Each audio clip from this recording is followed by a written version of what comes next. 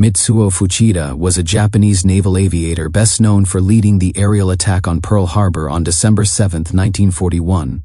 His life stretched from humble beginnings to dramatic wartime actions, to an unexpected transformation in the years after the war. His story includes ambition, loyalty, conflict, survival, loss, and renewal, and it offers a picture of how one person can be shaped by major events and then go on to reshape his own beliefs.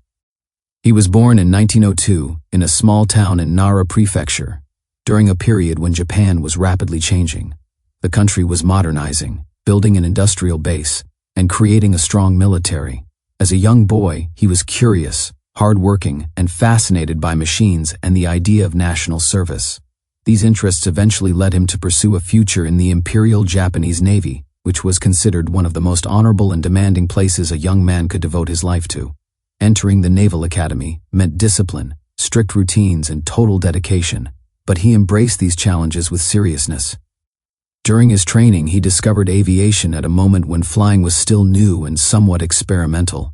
Air forces around the world were still figuring out tactics, engineering, and the usefulness of aircraft in war. He found himself drawn to the excitement and danger of flying. He pushed himself to excel, and over time he became skilled in navigation, formation flying, and aircraft carrier operations. Carrier-based aviation was still developing, and Japan was becoming one of the world leaders in this field. His talent and discipline helped him rise steadily in rank, and he gained respect among both peers and superiors. By the time the 1930s arrived, Japan was fighting in China and expanding its military influence across Asia. Fuchida took part in several combat operations, which sharpened his abilities and hardened his views. He was loyal to Japan's military goals and believed firmly in following the chain of command. These beliefs shaped how he approached the most important assignment of his life, preparing the air component of the attack on the American fleet at Pearl Harbor. In 1941, after years of tension between the United States and Japan, the Japanese government and military leadership planned a surprise attack on the U.S. Pacific Fleet. The goal was to prevent American interference in Japan's expansion through Asia and the Pacific. Fuchida was selected to lead the first wave of aircraft flying out of a strike force composed of multiple carriers. He spent weeks studying maps, rehearsing procedures, and preparing the large formation of bombers, torpedo planes, and fighters for what would be one of the most famous military operations in history. On the morning of December 7th, he took off with the rest of the strike group in the dark hours before sunrise. He coordinated the formation during the long flight toward Hawaii. As the aircraft approached Pearl Harbor, he directed the first wave of attacks against battleships and airfields. The attack inflicted devastating damage on the U.S. fleet and shocked the United States, bringing the country fully into the Second World War.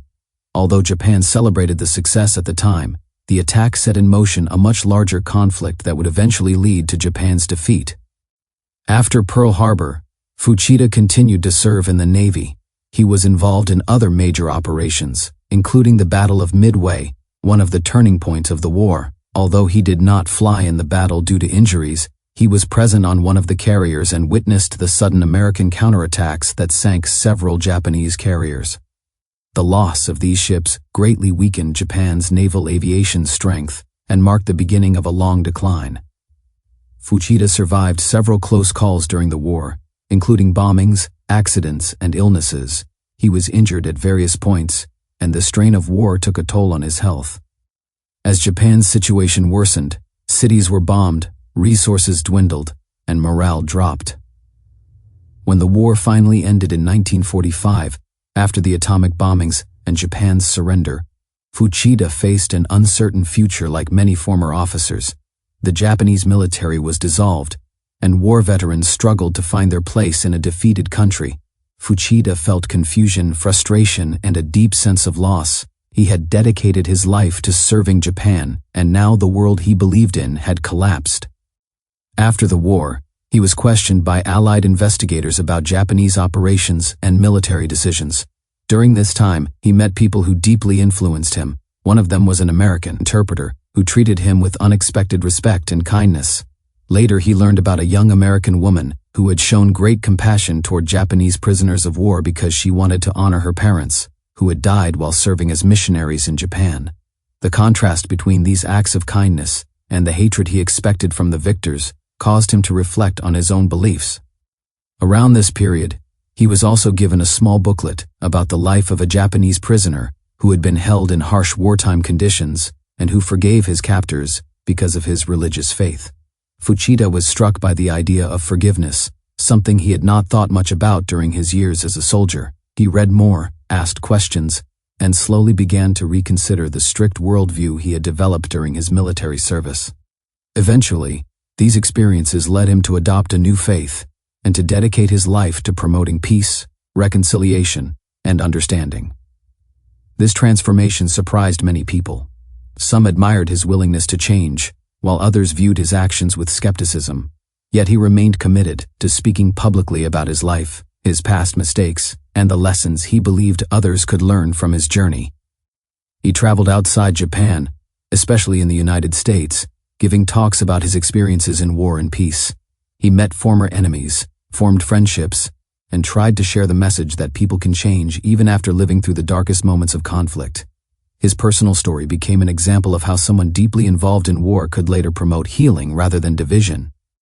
Over time, he wrote about his life, describing both his military career and his personal transformation. These writings helped preserve his story and allowed people to understand the emotional and moral struggle he went through. His reflections showed that his life was not a simple tale of a military officer, but a story filled with complexity. He had been ambitious, disciplined, and loyal during the war, yet later he came to believe that some of the ideas he once followed needed to be questioned and replaced. Fuchida spent the rest of his life focusing on outreach, reconciliation, and telling his story to anyone who wanted to learn from it. He lived quietly in his later years, away from the dramatic events that had defined his youth and early adulthood. He passed away in 1976, leaving behind a legacy marked by both controversy and admiration. His life remains a powerful example of how people can be shaped by the times they live in, and how they can later reshape themselves through reflection and new understanding. He grew up in a rapidly changing nation, played a leading role in a major historic event, survived the chaos of war, and then reinvented himself in a way few would have predicted.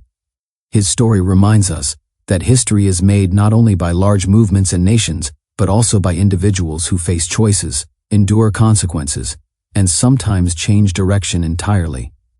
Although many remember him mainly for his role in the attack on Pearl Harbor, his later years show another side of him.